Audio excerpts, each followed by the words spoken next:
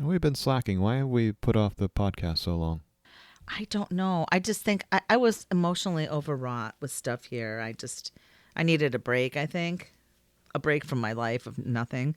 I don't know. Why? What was your reason? I hate to think that we're in some way in sync on anything, but I felt like I still have 2 podcasts I haven't published. I haven't even edited one of them. So it just seems like we hit a point at which Together. the podcast needed to take a little bit of a rest. I think it did. It did. And, but I have some ideas moving forward, and I think we should get into it in earnest and make this like a nice summer project. Your ideas always scare me. I know. My ideas scare me. But I did have a question for you, James. Was there any follow-up from the last episodes? I haven't edited the last episode, so I can't even follow up from it. Okay. And my excuse is that we've had a few things going on. Nothing, it's just my son is coming to the end. Actually, not Right. coming to the end. He has now fully come to the end of his high school experience. Aw. And that was filled with a bunch of interesting little tidbits. Anything you can share? Yeah. I mean, I don't. He's not 18. He doesn't have any privacy. Oh. He's not a human yet. No, he's human. Almost though. He's getting there. Mm-hmm. He looks pretty human. Start off with prom. Mm-hmm. Surprisingly, he wanted to go to his own prom, which Shocked. he came from parents both non-promers. Mm-hmm. So I don't know where that gene Ditto. came from. I was a half a promer. I went to one and skipped the other. Seems like the prom gene must have skipped a generation. Mm-hmm. I asked him repeatedly when his prom was, and he says, "Oh, it's in a couple weeks," because I didn't know what he was going to wear, and he doesn't have a suit. On Tuesday, not this Tuesday, this was a few Tuesdays ago, but on a Tuesday, Okay. I asked him again, hey, let's figure out exactly when that is. And so he went and looked at the invitation, and he came back, oh, it's Friday. I was like, I'm sorry, did you say like this Friday? It's like, yeah. It's like, and you wanted a suit? I said, yeah, well, okay. Well, tomorrow we'll go out and look for suits, but I don't know. We'll probably find something, but this is a late date. This is cutting it a little close. And Wednesday morning came around, and we went out to the local suit place. There's a suit place I have passed 100 times because it's maybe 4 or 5 blocks from my house. $99 suits. I didn't think we would find anything there because it's a cheap suit place. Right. I didn't expect much from it. We went in there, and 20 minutes later, he's found a 3-piece suit, a shirt, and a tie, and he's been fitted for it. And we're going to pick it up. And we picked it up on Friday, and it was like $350. Nice. So I was blown away. It's like, that was the easiest thing I've ever done in my life. Wow. The $99 suit place. Yeah. And so that was the 3-piece suit, a shirt, a tie, and quite a bit of tailoring. So the guy tailored it all up. Oh, wow. And he got it that was a pretty quick tailor job. From Wednesday to Friday morning. Wow. That's crazy, James. And it looks great. Good. Did he have a fun time? Yeah. Reasonably fun. Good. As proms go. It was crazy. Yeah, his class is 40 people. Mm-hmm. Not a big class. Well, good. I'm glad he went. Memories. Oh, and then he graduated. Mm-hmm. And graduated again because he got his associates from Phoenix College a couple weeks ago. And then last week he got his, or not last week, this past week, he got his high school degree. Okay. So yes, he was a college graduate before he was a high school graduate. That's funny. I did the same thing. I took college courses at GCC when I was a senior. Yeah, and music. I was a music major briefly. But that's how they get you at Phoenix College Preparatory Academy, is that most of the classes you're taking as a high school student are, in fact, college classes, so you wind up with an associate's degree. Right, I did too. That's crazy. That's fun. Nice. Good for him. Where's he going to school? I think there were 11 of his 11 students from the class who got their associate's degree. Oh, including one junior. A high school junior got her associate's degree. Oh, wow. Freaking madness. Overachiever? Yeah, I guess so. At least an achiever. I mean, I like that. Good for her. Good for her. And so you've been busy. The Phoenix College graduation was a little bit over the top. I kept looking around and thinking, you guys know this is just an associate's degree, right? I mean, I don't want to belittle it, but they were going a little nuts. And it was just a terrible I didn't really appreciate the ceremony. I think it really was only 2 hours, but it genuinely felt like 3. It just would not end. No. They picked an architect for the commencement speech, Mm-hmm. and he was awful, Oh, no. as architects are. As architects are awful. The high school graduation was so much better, though. It was an hour. Granted, they had far fewer students to get through. They only had 40 students to get through, as opposed to Phoenix College had 500 to get through. Wow. But the speaker was great. It was just so much more. It was so much more better. So much more better. Says the college graduate. Well, good. Yeah, I mean, that's the only other excuse I have for not doing anything with the podcast, is that I've also, going to Yellowstone in about a month or 2 months or whenever, sometime this summer. And I got a little obsessed about, what camera I was going to bring, so I've been camera shopping. Tinking around with that. Sounds good. Yeah. Sounds good. No, it's not good. No? I don't need to buy anything more, but I think I'm going to. No. All right, so I think I'm caught up. You may now... I may now. Flow. You may now dump. Oh, I was just working with the registrar of contractors to deal with that stinking situation. Still, it's never ending. I don't even really want to talk about it. It just makes my stomach hurt. That about wraps that up, huh? Yeah, that about wraps that up. It's a good thing it's a bathroom. I could just hurl thinking about it every time. But it will at some point be... Adventures in contracting. Adventures, I'm afraid to have anyone step foot in this house again. And there's so much work that needs to be done here. And well, I'm sure you could find worse contractors, but I think you did get a pretty bad one. So the good part of that is most of your experiences going forward won't be this bad. They'll just be better. Well, they'll be better. They might still be bad, but they won't be this bad. This is bad. Yeah. This is bad. A friend of mine gave me a little marijuana plant to plant in my backyard. I think I killed it. So you killed your marijuana plant? Why did you kill the marijuana plant? And it was cute. I don't think I watered it enough. But I just wanted it for the leaves are pretty. And it kind of initially before it started making buds. And then I think it died on itself. But I just, I'm not a very good green thumb. Maybe that's why your dog died, because, it was eating your marijuana plant. No, I just got it. During the time we didn't do the podcast, a friend brought it over. And then I'm like, oh, it's so cute. I thought the leaves would be cute. And I was going to give them to a friend who does soaps and imprint them in the soaps and stuff. And I just wanted it for the leaves. And now it's just, it's tipped over. It looks terrible. I'm pretty sure that's the only thing people want the marijuana for, is for its leaves. It smells, the plant. Actually, it's not true. The hemp also comes from the stalk. So the whole plant is usable. Oh, wow. Well, it's there. I don't think we can make rope yet. There's not enough. The whole thing, it smelled really sweet. It was kind of this interesting odor. And then it started budding, and it smelled like weed. Yeah, dank. Yeah. Ugh. So I guess I'll just have to dispose of it. I don't use, so it's it was kind of an interesting little thing. Here, the safest way to dispose of them is to burn them. Really?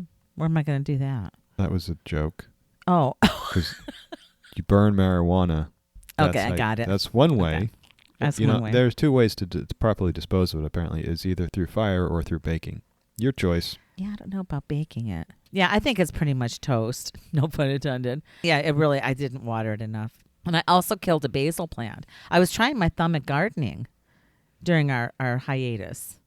I killed a basil plant, too. It's in rehab now. Maybe we need to continue the podcast just so you stop murdering plants. Yeah, it's in rehab now. I brought it to Marie. I'm like, I have a critical rescue in the car. She thought I drove my mom over and something happened. I'm like, no, it's a basil plant. Would she take your mom?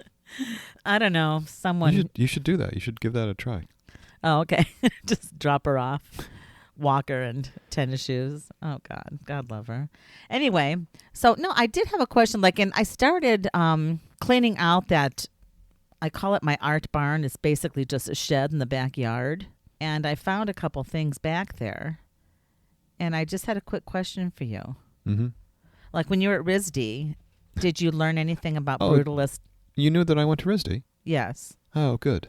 I recall that. Somehow I just knew that. It's not that it's been hammered in like every other podcast. So I obviously wouldn't flex like that. But no, of course when you not. were, I know, when That'd you be were grotesque. at RISD, it'd be grotesque. I mean, I did. You know, I graduated from RISD, though, right? Mm-hmm. Okay. Just want to make sure clear that up. Yeah, that you just didn't go and then drop out. Actually, like me with law that school. is a much better flex, dropping out, because all the successful people do in fact drop out. That's what you said. I think that's hilarious.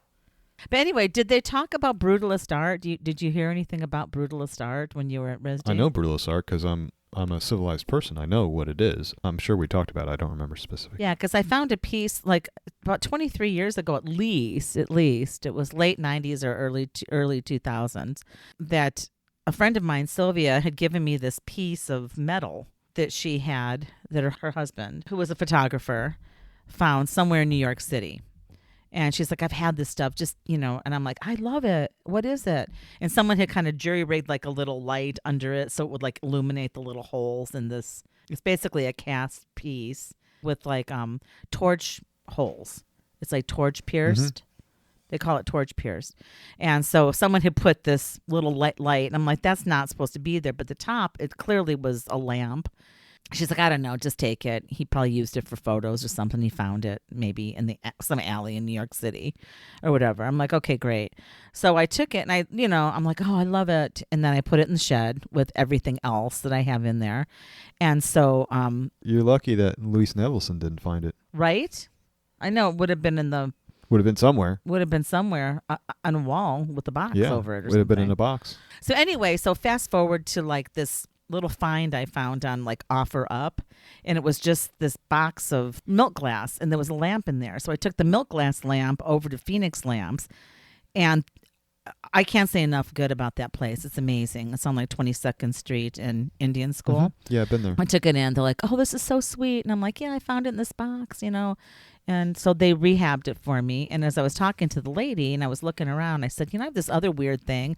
Not even sure if it's a lamp. So I brought it in on Tuesday, and they were just like, oh my God, this is a brutalist art piece. This was a lamp. Well, no, that's a bit of a stretch. Calling anything brutalist an art piece is debatable. Is it a bit of an oxymoron? It can be. I'm not a brutalist hater, but a lot of it lacks something. So let's define brutalist. Could you define brutalist for us?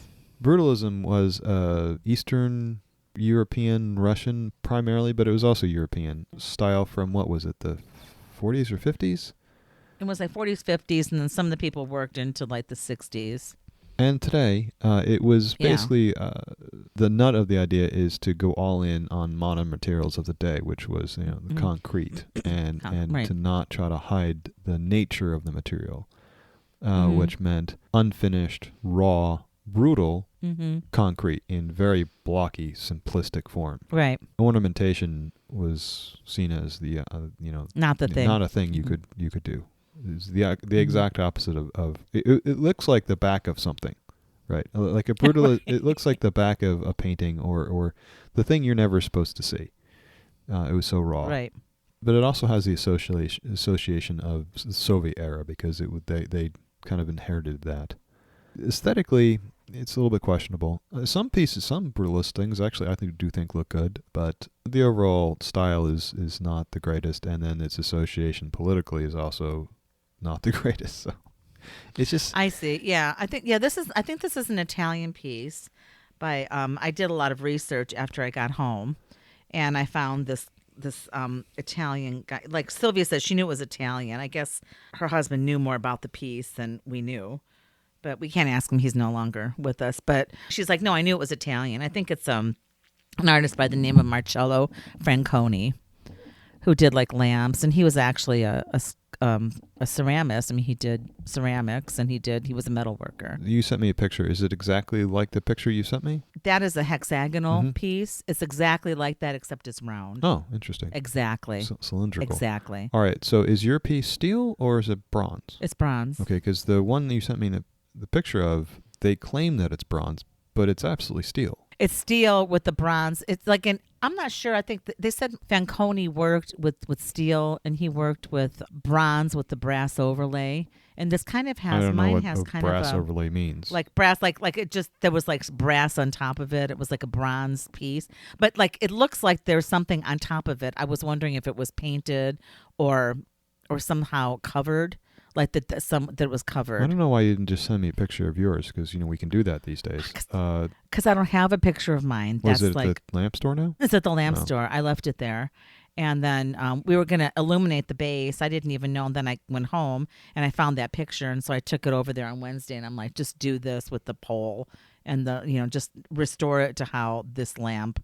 Manny, the guy, they're just all delightful over there. I can't say enough about their team. It's amazing.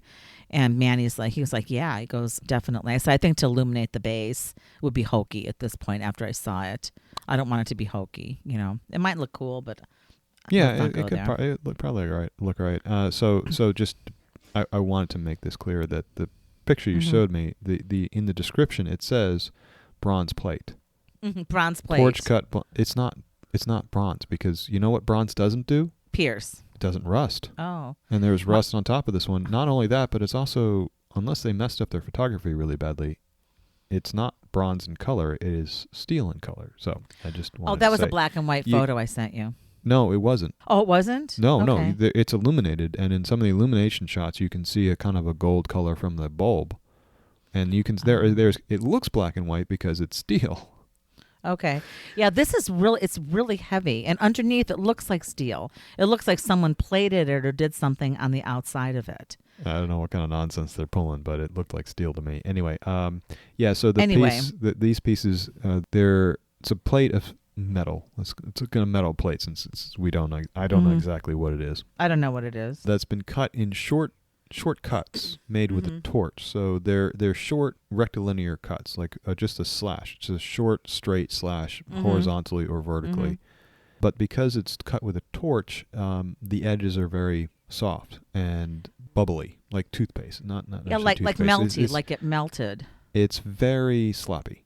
Kind of sloppy. The straight lines, but with a sloppy edge. Because the metal is melting and bubbling over, and it gives it like a textural quality instead of a very pristine flat quality that would have been less interesting, I think. So it's brutalist in the sense that it's a simple form, and that's one of the fundamental aspects of brutalism is that they take like just basic forms and clobber you over the head with them.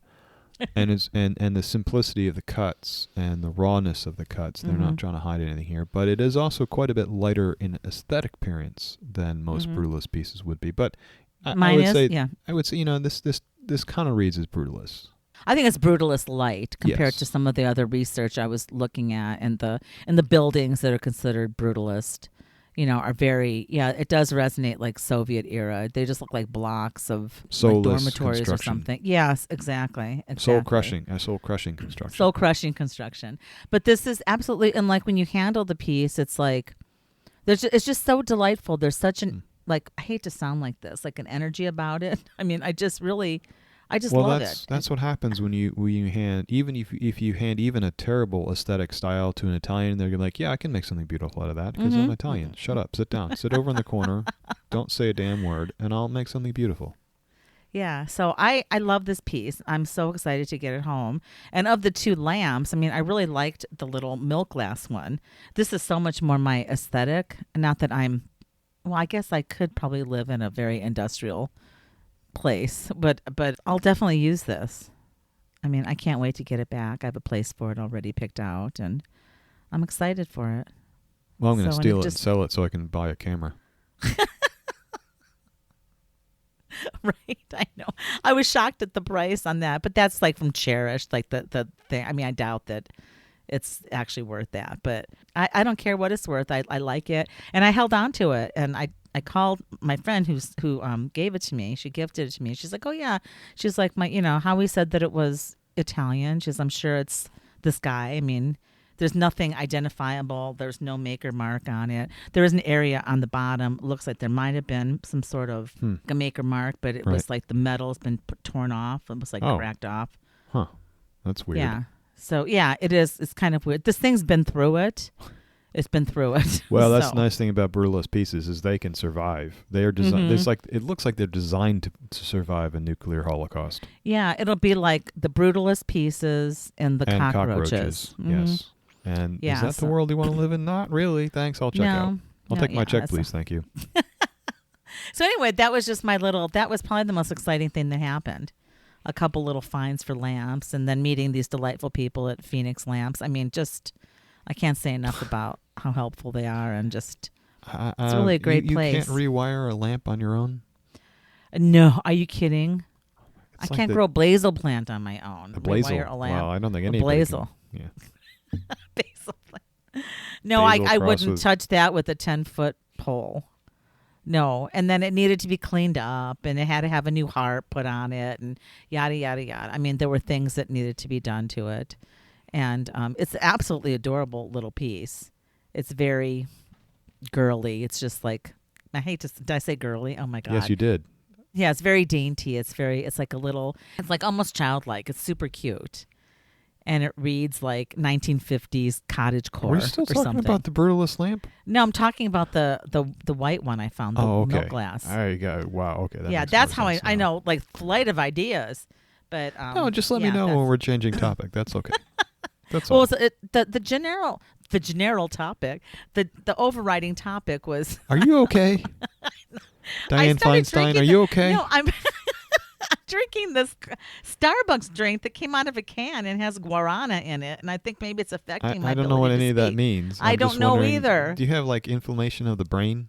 I'm hoping not. Okay. But this thing is like, it's kind of buzzing me a little bit. Oh yeah, I my have God. coffee. Forgot about that. Yeah, my Keurig has been acting up a little bit. I'm wondering if I've worn it out. Oh no. Are you going to go for a Nespresso now? Oh God, no.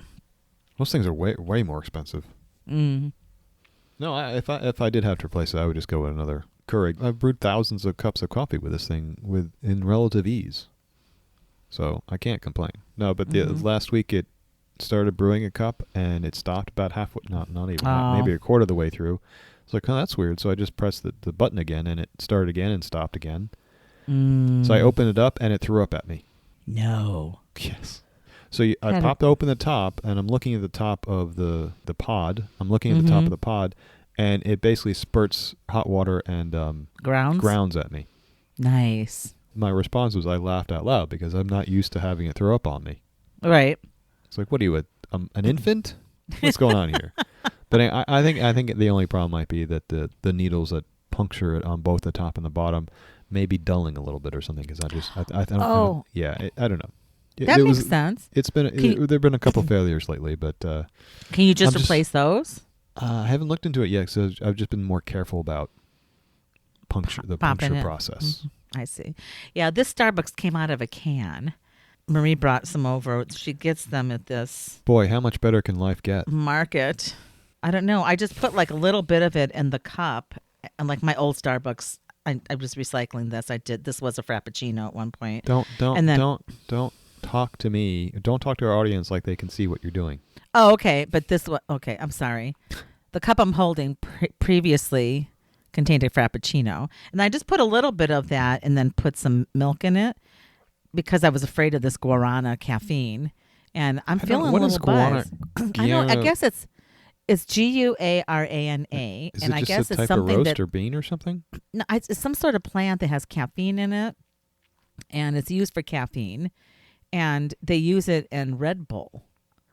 And I'm a little sensitive to caffeine, and I only drank about an inch of this, and it was by no means like full, and I feel dizzy. So I don't think this drink is for me. You know what I would recommend is I just have a getting case. caffeine pills. I drink decaf 90% of the time. I think I'm I just feel going kind to of- switch out your medication with caffeine pills. I think that would be an interesting experiment to run. Yeah, guarana is doing. I mean, I'm such a lightweight man. That's why I'm tripping over my tongue today. But what else is going on? I mean, that's all. I had like some art finds or like cute little finds in my barn. I have more stuff in there. AI madness seems to be getting worse. Yes, it does, doesn't it? Well, people are getting their pants in a twist. Mm-hmm. Bunch of prominent AI people are saying that this is the end of the world, basically. I think that might be overstating a little bit. Like, I'm still not convinced that the AI that we're working with now, chatbot and ChatGPT, Yeah, ChatGPT. and Midjourney and the like, these are not general intelligence machines. These are algorithms. Like, I just want to reiterate that the difference here is that these machines are good at figuring out how to complete a sentence, but they don't know what sentence they're saying or why. Right? It's not the kind of intelligence that can understand itself or can make up new things. So It's they're not sentient, is what you're saying. Exactly. And I don't think they ever will be. I think this line of AI type of research is a dead end. Not a dead end. It's an effective machine. These are great tools. They're adding to the useful toolbox of humanity. But it's not an artificial intelligence. We're never going to get that because it will never understand what it's saying. And that's the main thing. Is it says things. It sounds smart, but it is completely not smart. It really doesn't have any idea what it's saying. Yeah. And it just cracks me up when they say they're hallucinating.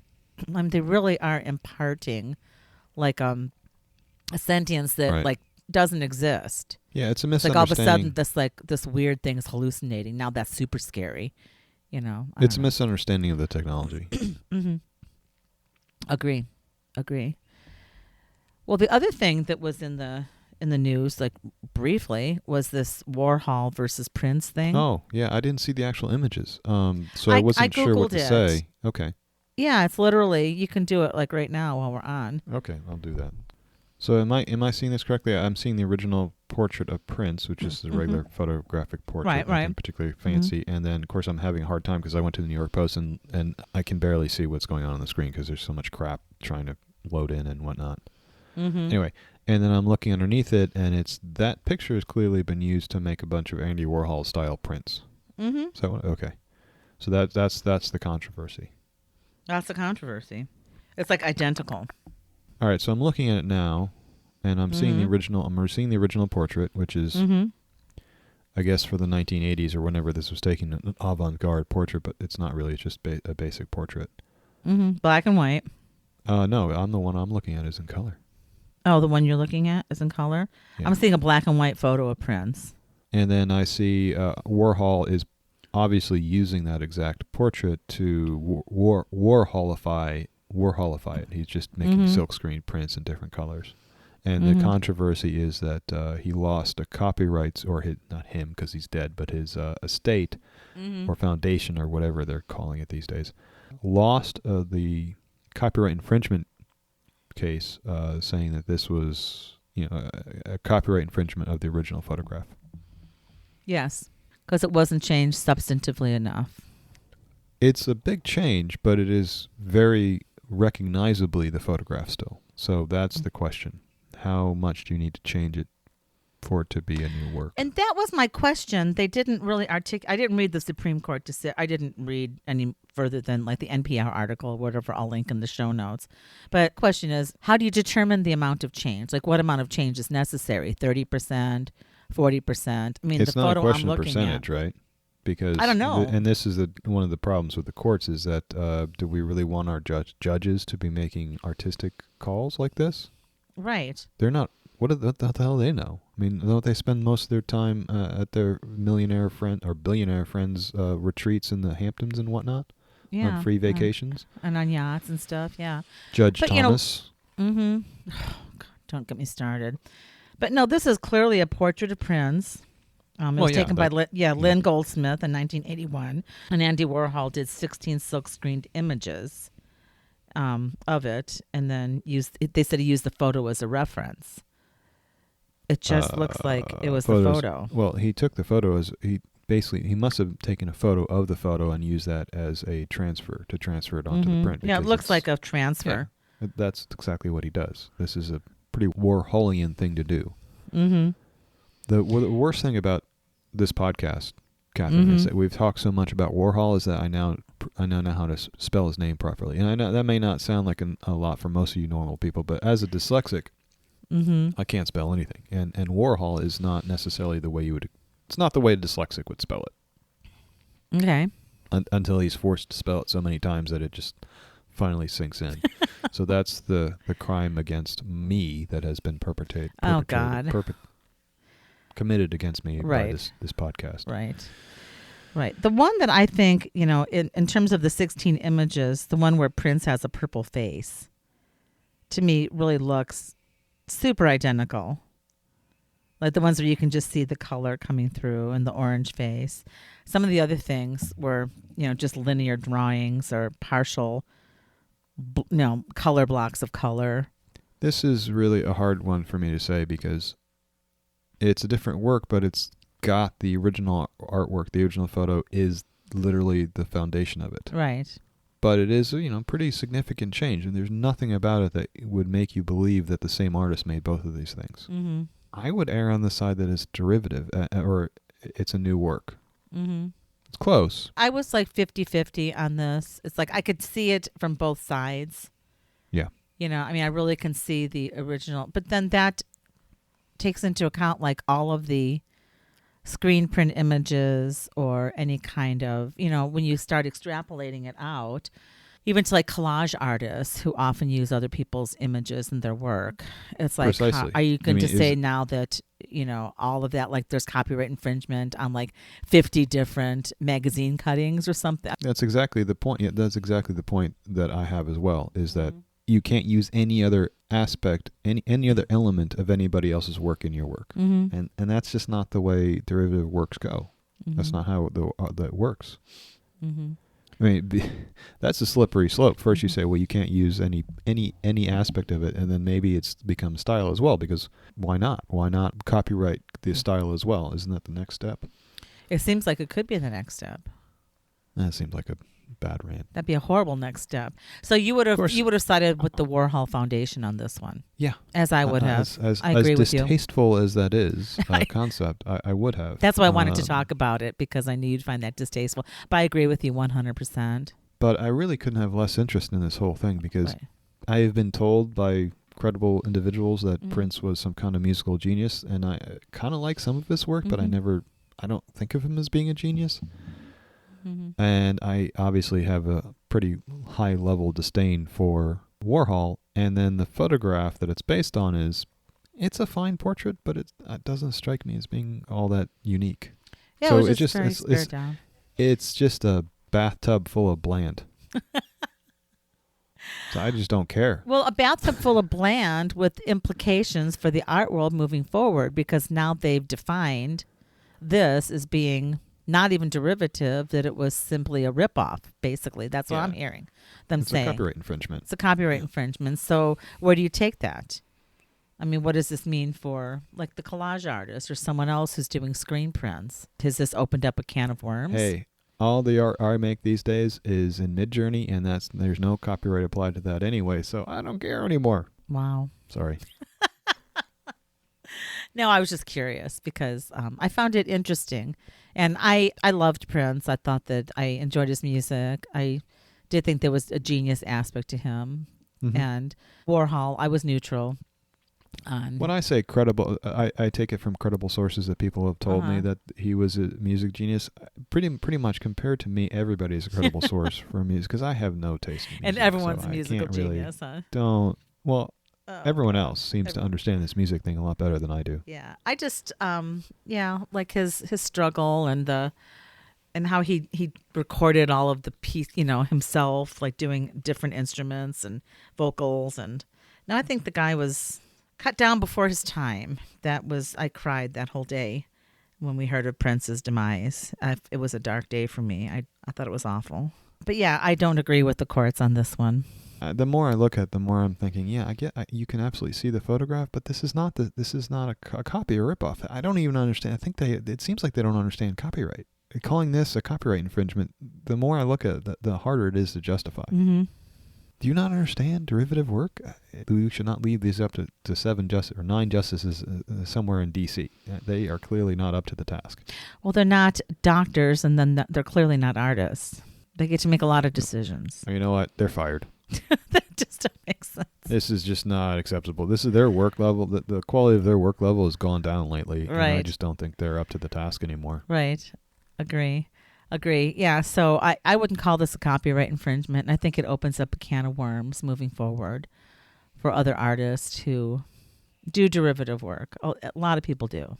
Personally, I think that the entire art world is derivative. Well, of course. Where's the line that we're going to cut it off at? Like you said, is it style now? Is it materials? I want to see the artwork the Supreme Court has made lately. What have they done? All their work is derivative. Oh, my God. They can't stop. They're all guilty of copyright infringement because they just keep re-saying the same thing over and over again. Like, literally, that's their job, is to cut and paste. Mm-hmm. So Supreme Court. You're fired.